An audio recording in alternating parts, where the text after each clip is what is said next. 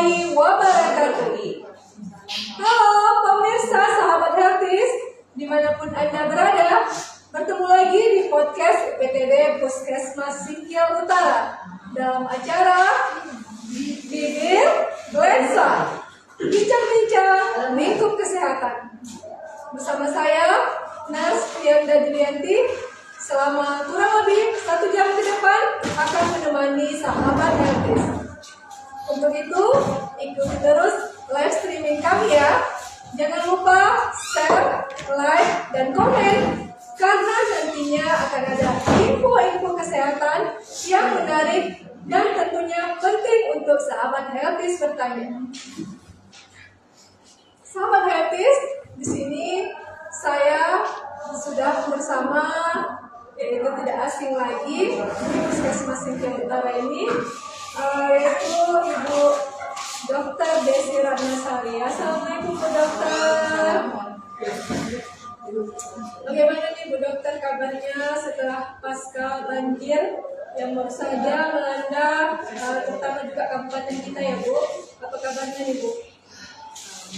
Alhamdulillah sehat. Lingkungan masih dalam banyak perbedaan lainnya.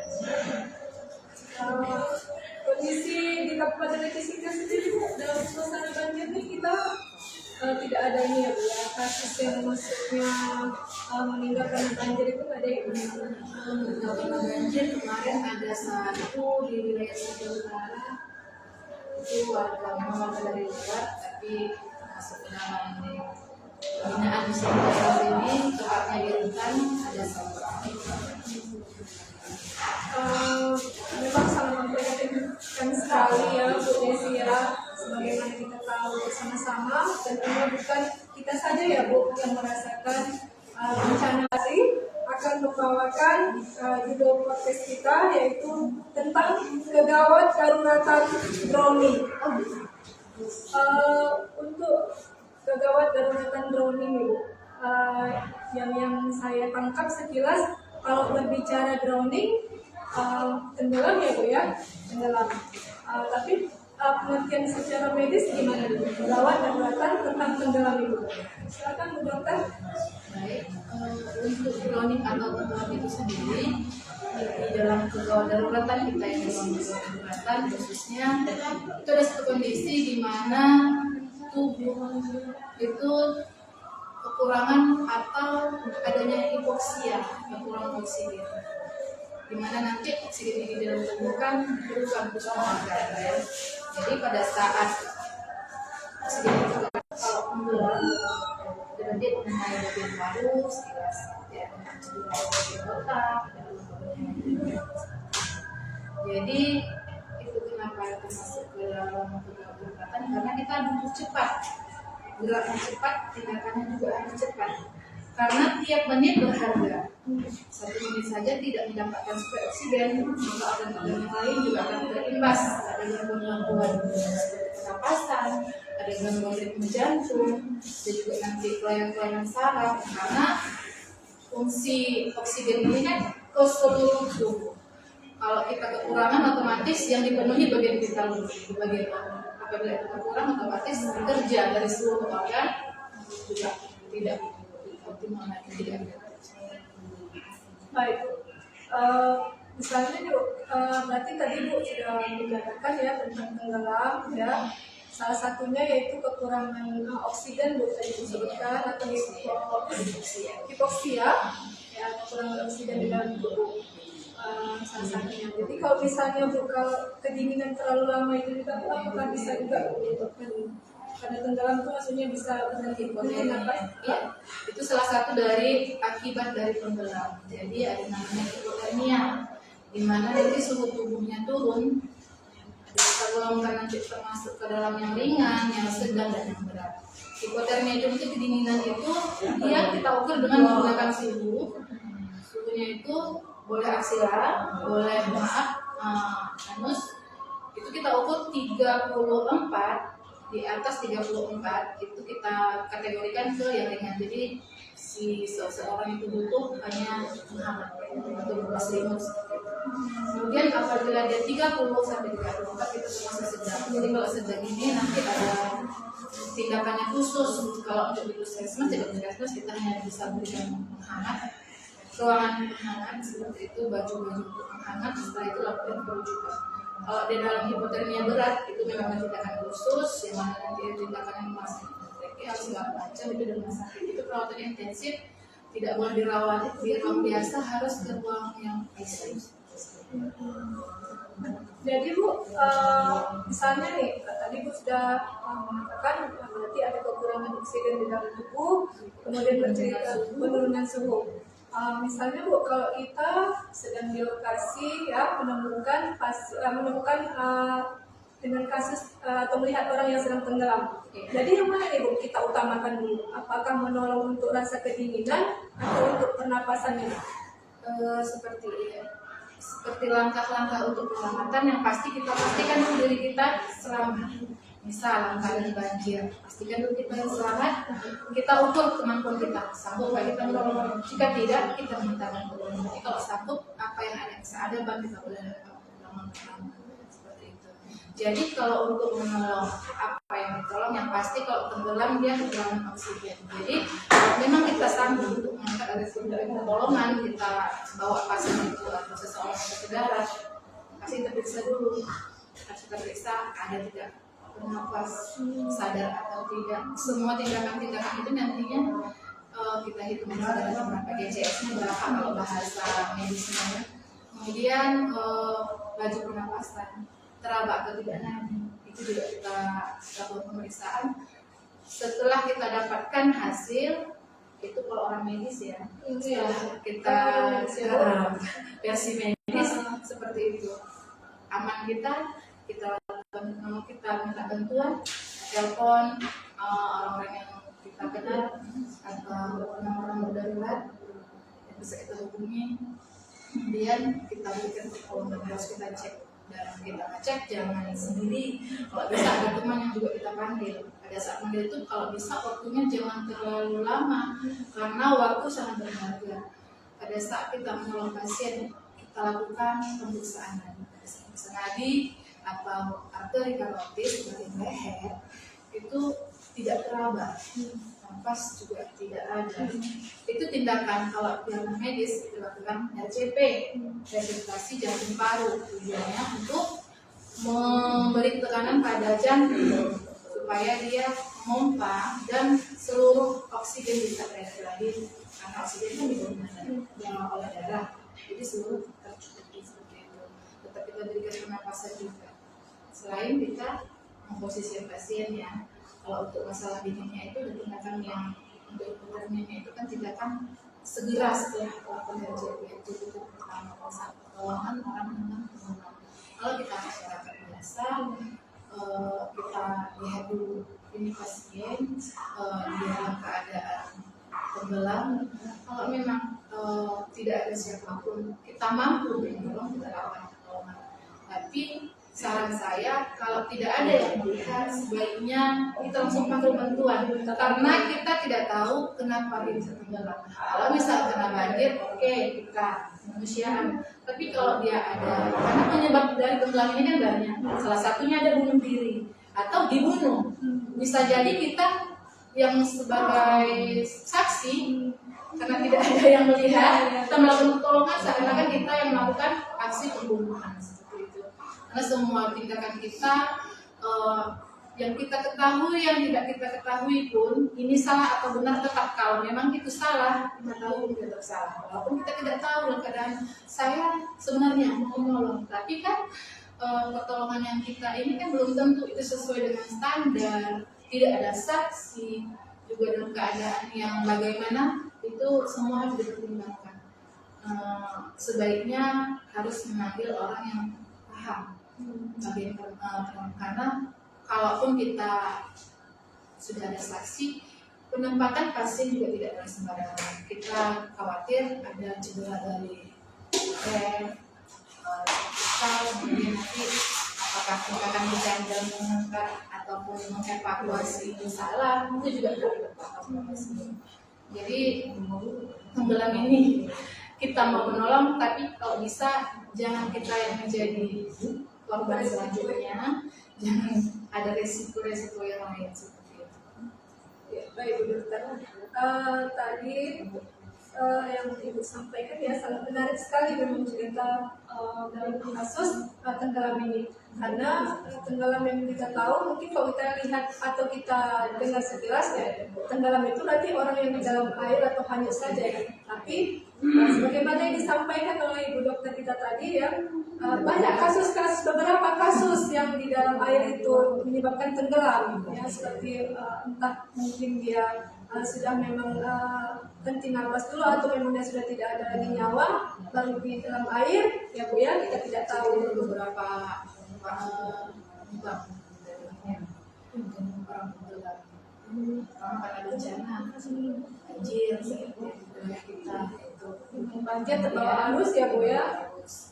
Kemudian yang kedua karena penyakit tertentu seperti epilepsi, tiba-tiba ada serangan pada saat dia di lokasi perairan, itu bisa jadi dia ada serangan kemudian tenggelam, kemudian dibunuh juga bisa, kemudian bunuh diri juga, bisa, ada penggunaan alkohol.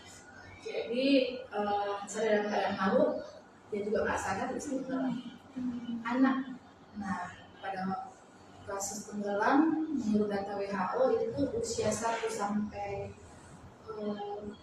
usia 4 sampai 14 tahun, 1 sampai 14 tahun juga tinggi angka kejadian tenggelam karena pengawasan biasanya. Untuk anak ya Bu ya. Untuk anak itu tinggi kasusnya, jadi juga kematian ketiga tenggelam. Apalagi ada acara sekolah, wisata, danau, laut itu pengawasan ketat harus. Kalau tidak ya kejadian tenggelam pasti akan selalu ada.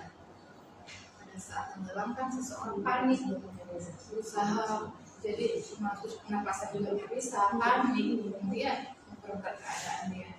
Harusnya dia bisa mengatur ke atas, kan karena posisinya panik ya pasti berburu semua air ketelan, kemudian yang membuat bisa jadi kalau pada saat dia panik mencoba untuk menarik nafas, mengangkat udara luar, terjadi ada yang namanya spasme leher, lari.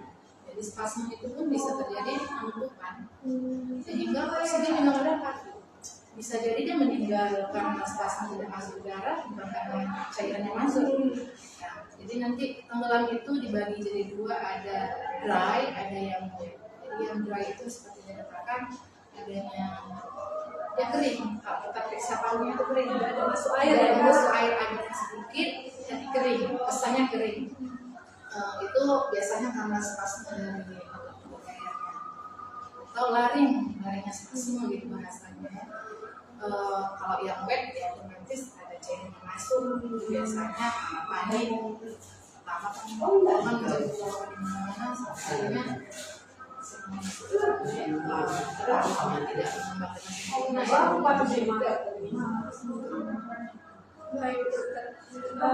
Sahabat Nervis ya, tadi sudah disampaikan oleh Bu Dokter juga ada kasus anak-anak yang angkanya di urutan ketiga tertinggi ya Bu menurut WHO.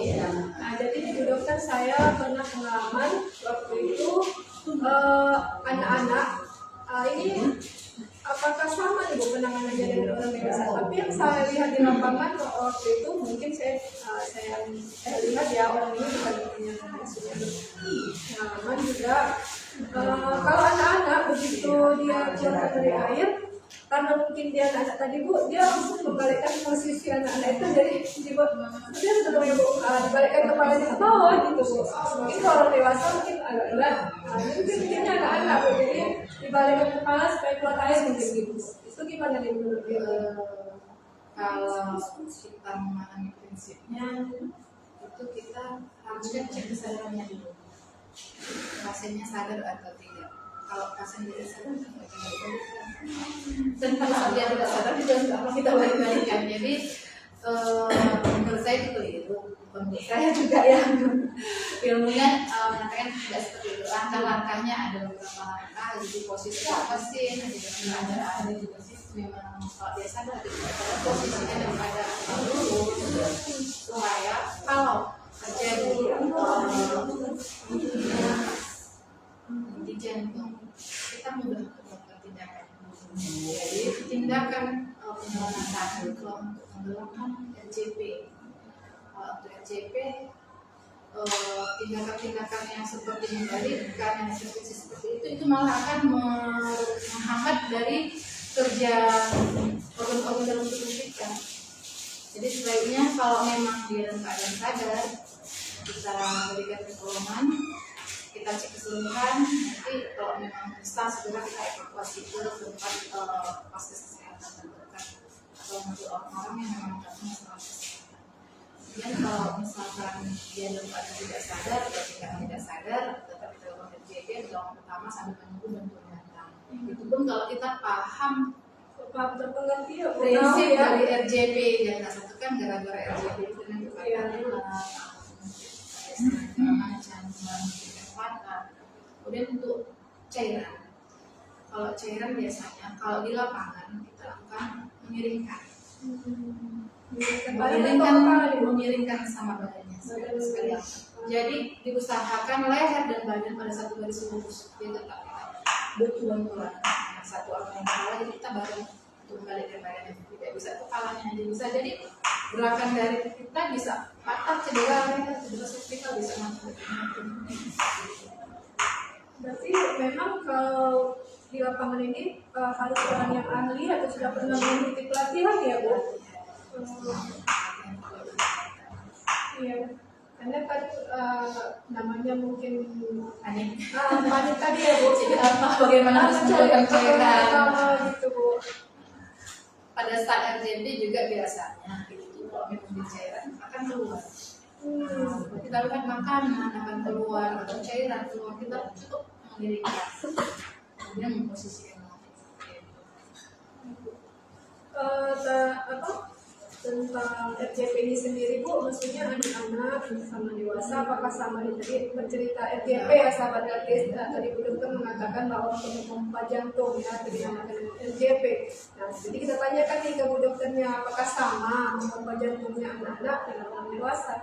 Iya, pada prinsipnya kita itu sama, hanya saja teknik ya. Prinsipnya kan kita bagaimana cara supaya kan di situasi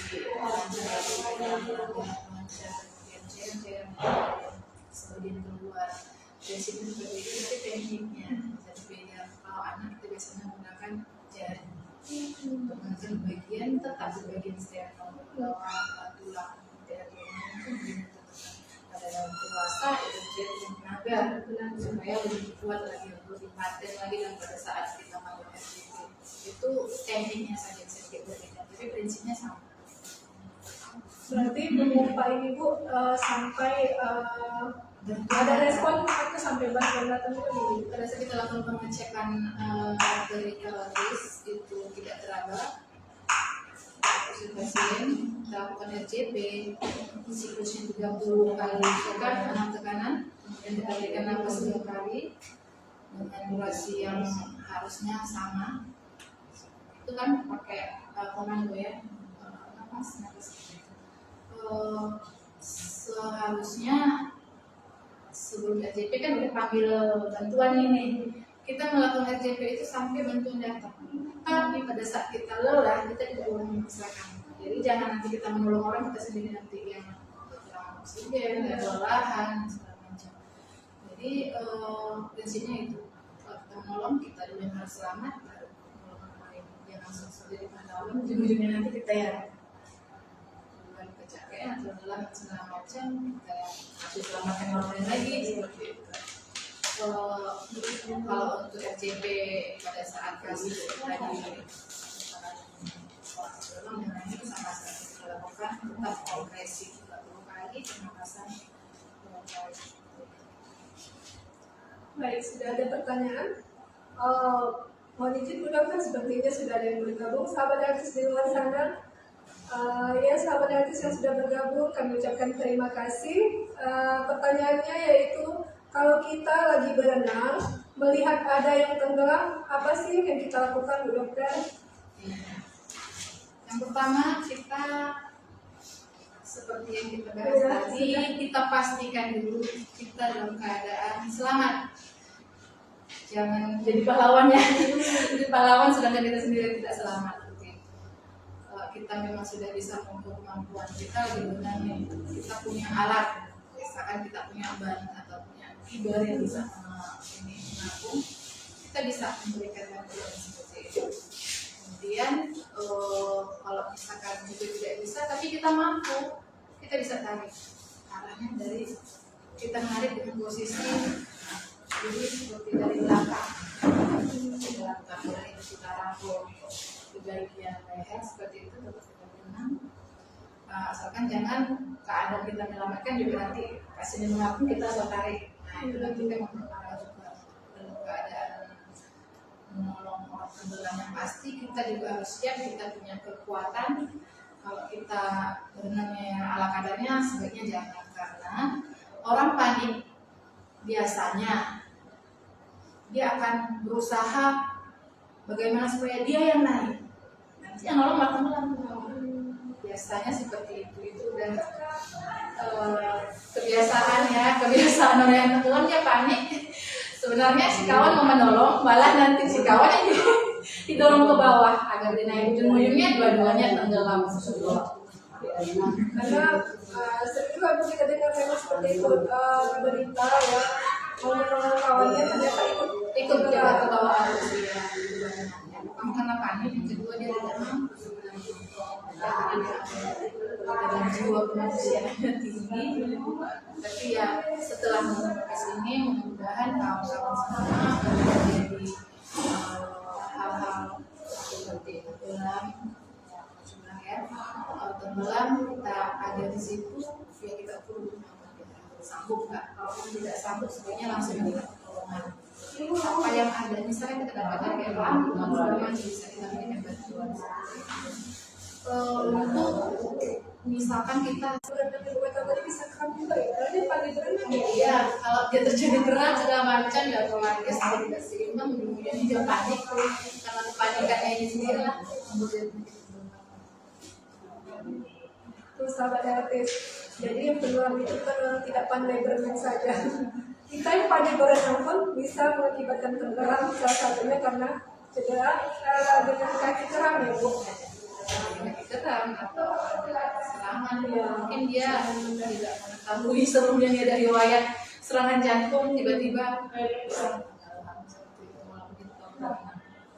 Kemudian kalau kita berenang, kalau cedera tenggelam, kalau kita bisa berenang ya biarlah situasinya, kondisinya jangan asal nampak air. Ini Bu, satu lagi Bu. Kalau kita mendapati orang tenggelam, tadi kan mendapati orang tenggelam, tapi di dalam orang tenggelam tuh mungkinkah Bu yang kita dapatkan itu juga ada cedera-cedera luka seperti itu. Ini bagian tubuh. Cara penolongan pertama. Jadi pada saat tenggelam akan kita berusaha untuk mencari pertolongan. Kita kan tidak tahu area lokasi dari air sendiri. Permohonan yang menjadi tersangka.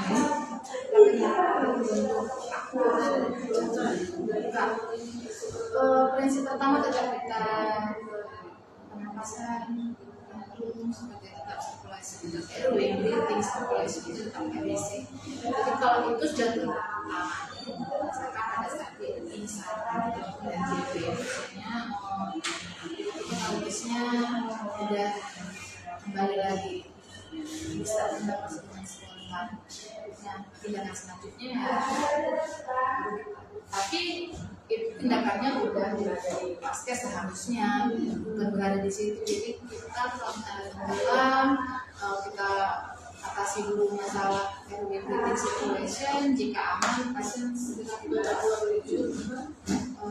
Untuk masalah kartu cedera itu kan tahap pendidikan, jadi itu bisa kita awalnya kecuali sertifikat. Kalau sertifikat itu biasanya pasiennya meninggal. tidak perlu kita lakukan RJP, tidak perlu kita kedudukan segala macam. Kita pastikan saya meninggal ya sudah, kita informasikan aja kepada orang-orang yang positif atau keluarga kita.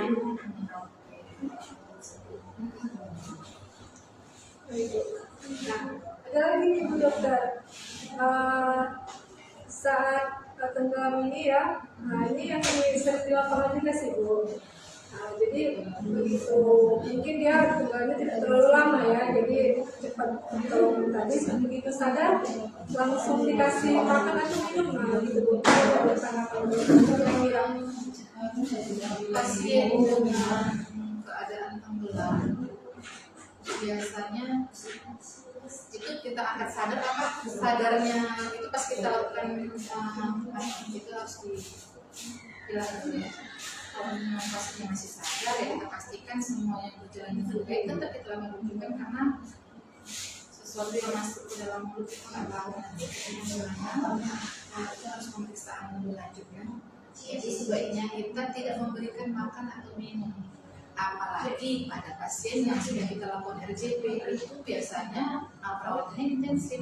Kita tidak tahu organ apa yang rusak di dalam, bisa jadi pada saat kita melakukan RJP itu ada organ di bagian lambungnya, bisa jadi ada bagian mana kita tidak tahu, berapa banyak sisa dari cairan di dalam paru juga dan baru seperti itu. Kita juga tidak bisa mengumpulkan hal yang pemeriksaan lanjutan ya, report, ya segala macam.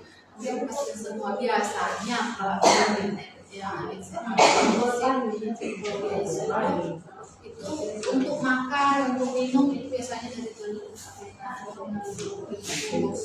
Kemudian kalau dimakan orang bakar itu biasanya lebih dari 48 jam. Itu pun masih kadang-kadang.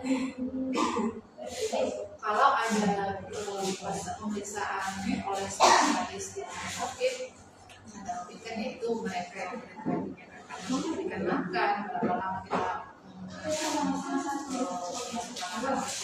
infus itu ilmunya mereka, sebaiknya kita di lapangan tidak memberikan makan atau minum pada saat memberi pertolongan pada orang yang sudah mengalami kejadian tenggelam. Benar-benar harus jangan sampai apa yang kita lakukan malah memperberat ya. Kita hanya melihat sekilas, apa yang tidak tahu. Kita harus pemeriksaan oleh spesialis, ditangani juga secara intensif, tidak sembarangan ruangan. Kemudian makanan dia ini kerennya cairan tubuhannya jadi mereka tidak perlu repot-repot segala macam, tidak seperti orang pingsan ya, pingsan pada saat pencarian berbeda dengan iya waktu seperti itu, seperti orang pingsan ya, apalagi kita daftarnya di pinggir pantai, kebetulan ada yang kami ada mama-mama yang biasanya kalau di sini mama mereka panik, merasa haus, lapar, tadi kan dulu katanya minum makan katanya. Kalau sudah kejadian seperti itu biasanya pasien kan tenggelam, biasanya tenggelam kalau dia tidak lama dia sadar itu berarti dia sehat. Karena yang namanya tenggelam cairan yang masuk ke dalam kerusakan organ pasti ada. Kita melakukan tindakan-tindakan atau pertama itu ada saja, bisa ya jangan. Memang sebaiknya walaupun sudah sadar ya Bu, memang kita langsung kita rujuk tetap melanjutkan untuk dibawa ke rumah sakit kesehatan terdekat seperti itu ya sahabat RTS. Jadi jangan lagi nanti kalau ada di lapangan kalau bisa kita larang yang menyediakan makanan entah itu minum seperti itu. Belum pasti iya belum harus pasti ya kalau tidak usah sudah nanti itu yang terparah kondisi dari masih ada nih Bu Dokter, waktu kita sekitar 10 menit lagi. Masih ada pertanyaan? Pengalaman sebenarnya udah lanjutan dari tenggelam biasanya kan ada kasus tenggelam kemudian curiga ini dibunuh, curiga ini curiga ini bayinya seperti itu. Dari posisi tenggelam ada beberapa ilmu yang bisa kita pegang, yang bisa disentuh kita. Kalau ini matinya tenggelam ini dibunuh pada jam berapa? Dan durasi. Pasti kalau memang nanti dibawa ke dalam apa itu diusut ya Bu ya? Diusut pastinya. Jadi ada tema-temanya. Saat ini pasien tenggelamnya ini ada 8 jam, itu bisa ditemukan bagaimana keadaan suhunya, suhu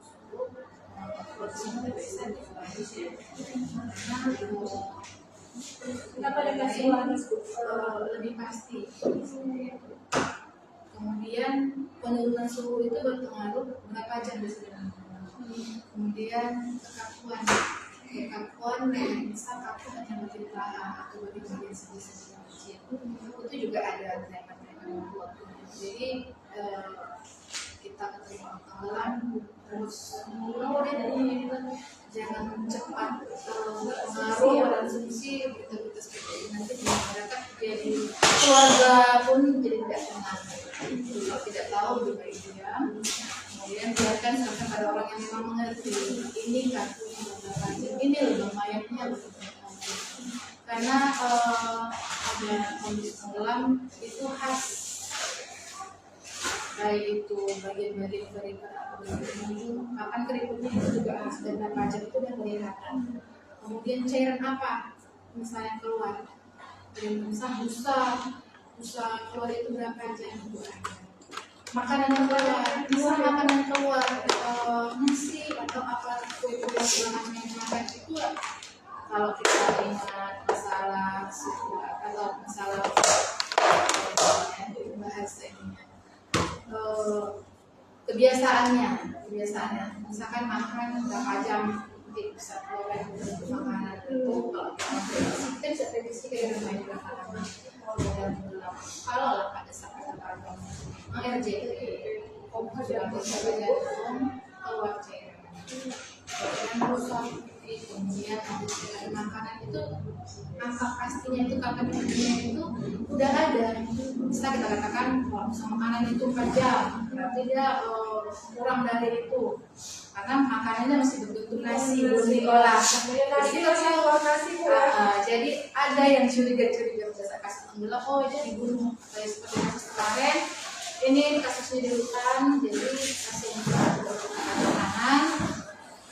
Ada berita-berita di gelap kita dengar, oh dia dibunuh. Jadi kan keluarga memastikan kepada yang menerima dan menolong dari si korban ini. Iya anak saya dibunuh kan jadi heboh. Sekarang sedikit viral. Seolah-olah satu instansi melakukan penganiayaan segala macam. Padahal setelah kita melakukan pemeriksaan kan kita berdasarkan pemeriksaan luar, pemeriksaan dalam mungkin itu ahli forensik ya. Mungkin luar juga kita tahu ini kasusnya kenapa ada tidak butuh kekerasan seperti kasus tenggelam ya khas memang. Apakah dia pada saat tenggelam itu dalam keadaan memang tenggelam murni atau dia sudah meninggal dalam tenggelam itu juga ada. Jadi kalau ingin berita lebih lanjut atau ibu-ibu seputar tenggelam lebih lanjut atau pegawai daruratan lainnya boleh datang ke ruang darurat Puskesmas Singkil Utara. Kita bisa bukan berarti saya dipinta, saya dipaham, bukan kita bisa berkomunikasi. Jadi berita-berita di luar tidak asal sembarang viral.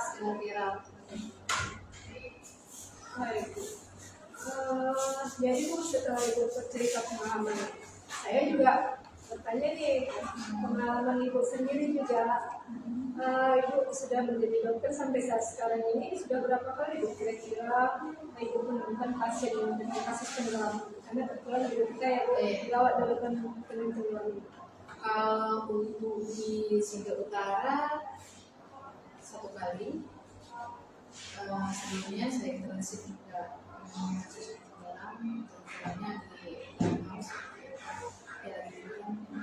Tapi tantangan kita itu dalam keadaan seperti saya itu ketika di AJP semuanya cukup karena berdasarkan pemeriksaan kita ini pasiennya baru nih. Kalau memang pasiennya udah tenggelam meninggalnya udah lama, kita tidak lakukan RCP karena akan merusak ya organnya, karena yang kita harapkan juga tidak ada lagi seperti itu. Kalau pemeriksaan misal contohnya yang gampang yang bisa kita lakukan pemeriksaan, kita punya HP masing-masing punya senter bola mah ya kita senter itu ada melebarannya itu melebar agak sedikit melebar kita lakukan RCP. Walaupun prinsip RCP itu kita rabana dari praktis itu terlalu RCP, tapi pada saat kondisi nanti datang otak nanti tidak perlu melakukan RCP sudah kembali ke keluarganya. Berarti kasus yang diceritain dua-duanya tidak ada yang salah gitu. Maksudnya saya katakan memang tenggelam dan tidak ada yang salah. Karena saya beradanya di Paskes, jadi biasanya datangnya sudah terlambat. Mereka ini udah pingsan gitu biasanya. Tapi pada saat kita lakukan pemeriksaan, bukannya belum lagi dipetas, belum lebar, ya kita lakukan RCP. Ya seberapa banyak cairannya, seberapa banyak yang benturan di badannya yang merusak organnya kan kita tidak tahu seperti apa. Yang pasti kita usahakan memang tidak ada perbaikan ya sudah berapa siklus misalnya gitu ya udah penolong juga udah merasa lelah tidak ada harapan ya. Pada saat kita kita ini pasiennya kita kirim menggunakan yang lama juga tidak efektif lagi karena pada saat RDP juga tubuhnya semakin lebar walaupun pada saat datang itu belum lebar. Apalagi kita biasanya menerima pasiennya udah di depan otak, memang tidak dalam atau memang juga terlambat. Jadi belum ada yang salah. Karena apabila daerahnya jauh dari Bali juga kemampuannya spesialis juga tidak berada di daerah kan hanya berada di rumah sakit tertentu di kabupaten ya berapa lah kita yang kita tenaga kita seperti itu kan semua itu saling bekerja dan kondisi pada saat yang tidak selamat ya juga udah melewati ini dari Semarang nih dengan ya kan itu tidak bisa lakukan apa lagi jadi yang bilang kita diabaikan sampai di luar darurat diabaikan ya kita lihat pada saat itu memang pasiennya tidak ada kehidupan sudah meninggal. Padahal memang kalau di lapangan tugasnya kita sudah berusaha semaksimal mungkin ya sebenarnya. Petugas medisnya dan dokternya sudah berusaha sangat-sangat ya, semaksimal mungkin. Tapi itu tadi karena memang alat mungkin juga terbatas juga keadaannya juga memang sudah kritis sampai kita sudah lakukan coba lakukan pendidikan juga tidak sempat. Sepertinya waktu kita sudah habis ya Bu. Tadi ada sahabat gratis hanya satu yang bergabung tidak apa-apa ya. Mungkin hari ini pada lagi sibuk semuanya ya, mana bersih-bersih bersih-bersih kali mungkin Bu ya di luar sana sahabat gratis ya. Baik, saya hanya bisa mohon izin kira-kira Ibu ada penutup sedikit saja untuk gawat daruratan untuk tenggelam. Kalau kita menemukan orang tenggelam ya mestinya itu kesalahan kita kemudian kita kemudian ada prinsip-prinsip dari penolong sendiri tidak gegabah dan harus kita lakukan pertolongan kita sendiri tidak penting pada pertolongan yang kemarin berkala seperti itu. Baik. Terima kasih Bu Dr. Desi dan Mas Ari sudah bergabung di podcast pada hari ini. Semoga di lain waktu dan kesempatan bisa kita bergabung lagi ya Bu. Terima kasih atas waktu dan kesempatannya Bu. Baiklah, saya juga sebagai moderator ya, tak lupa juga mendoakan ya untuk saudara-saudara kita se-Sumatera yang terdampak longsor dan banjir bandang ya. Semoga Allah Subhanahu wa taala selalu memberikan kita kekuatan, senantiasa dalam lindungan Allah, dan segera pulih luka-luka yang tertinggal. Semoga secepatnya kembali dalam keadaan normal. Demikian saya akhiri. Assalamualaikum warahmatullahi wabarakatuh.